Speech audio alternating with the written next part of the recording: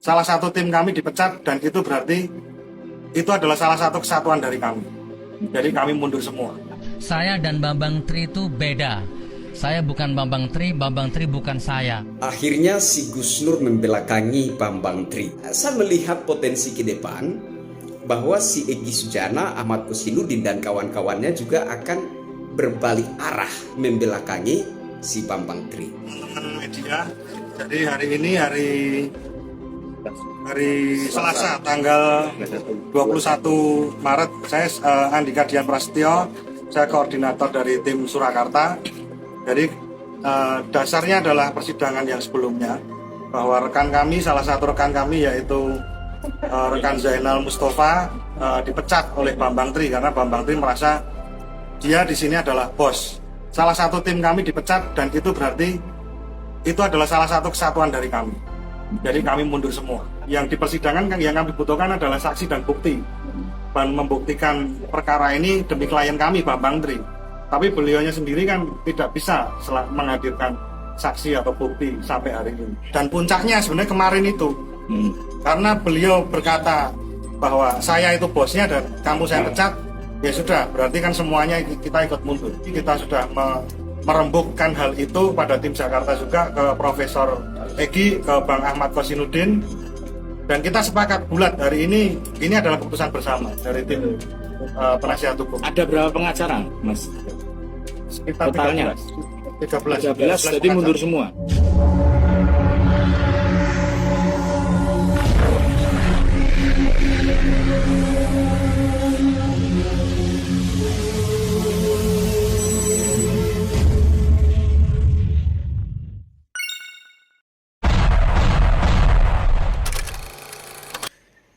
Halo Indonesia, saya Kristianto Yen Oni, salam NKRI.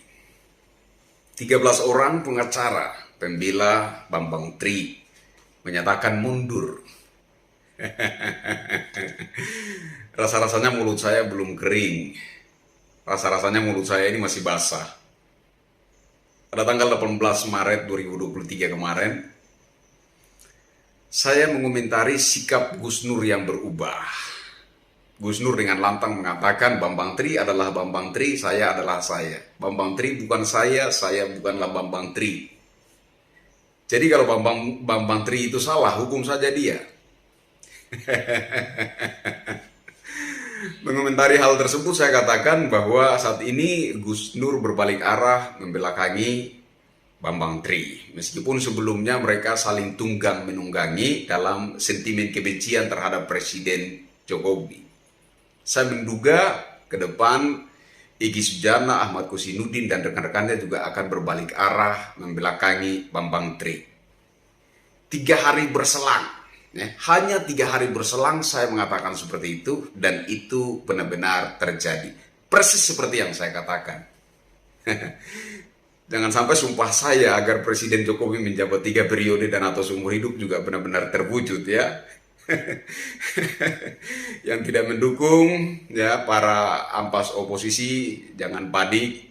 Saya bukan dukun, saya hanya berbicara mengikuti bisikan naluri ya. Jadi ada yang menarik di sini, kenapa 13 orang tim pengacara pembela Bambang Tri menyatakan mundur.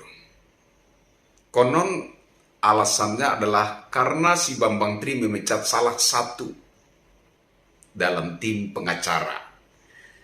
Dan alasan seorang Bambang Tri memecat seorang anggota tim pengacaranya adalah karena Bambang Tri merasa dirinya adalah bos.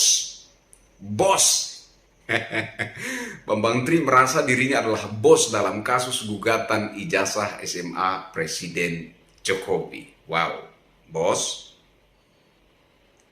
Apakah berlebihan jika kita berasumsi bahwa ada pendana besar di balik seorang Bambang Tri? Saya kira tidak berlebihan jika kita berasumsi bahwa ada pendana besar di balik seorang Bambang Tri. Karena tidaklah mungkin seorang Bambang Tri merasa dirinya adalah bos dalam kasus ini kalau tidak ada yang mendanai segala sikap kelakuan biadabnya Bambang Tri tersebut, ya kan? Dan saya sekaligus ingin meminta kepada bapak-bapak, ibu-ibu, aparat penegak hukum agar ini disikapi dan ditelusuri. Kira-kira siapa dan atau pihak mana saja yang menjadi pendana di balik seorang Bambang Tri ini. Di sisi yang lain, saya melihat Bambang Tri tidaklah mungkin berani melakukan hal sekonyol dan se-ekstrim itu, menyerang jantungnya bangsa Indonesia. Ya. Karena presiden adalah wajah bangsa, simbol negara, sehingga harkat dan martabatnya berkaitan erat dengan marwah bangsa. Ya kan? Dan saya melihat seorang Bambang Tri tidaklah mungkin berani melakukan hal ini tanpa ada yang menyokongnya dari belakang. Jadi saya minta dengan hormat kepada bapak-bapak, ibu-ibu, aparat penegak hukum untuk ini disikapi, ditelusuri. Kemudian saya melihat Bambang Tri ini sedang melangkah menuju hukuman mati. Ya. Bambang Tri sedang melangkah menuju hukuman mati. Saya secara pribadi hanya berharap seorang Bambang Tri ini diberikan hukuman yang maksimal, semaksimal-maksimalnya.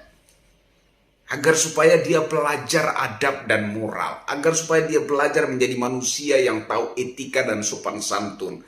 Tahu menghargai, tahu apa itu hormat menghormati, apalagi itu terhadap seorang presiden. Ya.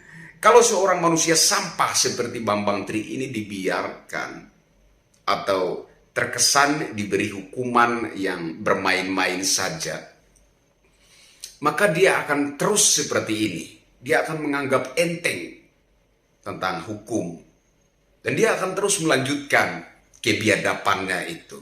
Risikonya apa? Risikonya adalah generasi penerus bangsa akan keracunan dengan cara kelakuan seorang Bambang Tri ini, kemudian bangsa kita ini menjadi bangsa yang tidak tahu adab dan moral. Generasi penerus bangsa ke depan beresiko tidak tahu menghormati pemerintah, aparat, kepala negara.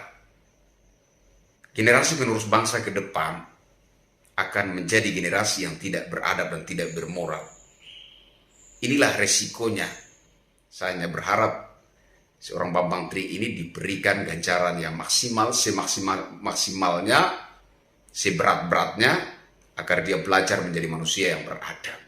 Akhir kata, saudara-saudaraku sebangsa setanah air, seperti himbauan saya sebelum-sebelumnya, marilah kita tetap menjadi manusia Indonesia yang menjunjung tinggi adab dan moral. Nusantara dikenal dunia sebagai bangsa yang menjunjung tinggi adab dan moral, toto kromo, etika sopan santun, saling menghargai, saling menghormati. Ya, bangsa kita dikenal dunia menjunjung tinggi adab dan moral. Marilah kita rawat bersama-sama, lestarikan bersama-sama, agar kita tetap menjadi bangsa yang bukan hanya beradab tetapi juga bermoral. Saya Krisyanto Yen Oni, salam NKRI. Rakyat Indonesia. Masyarakat kecil belum mengerti makna kemerdekaan. Berkenan di hati Bapak.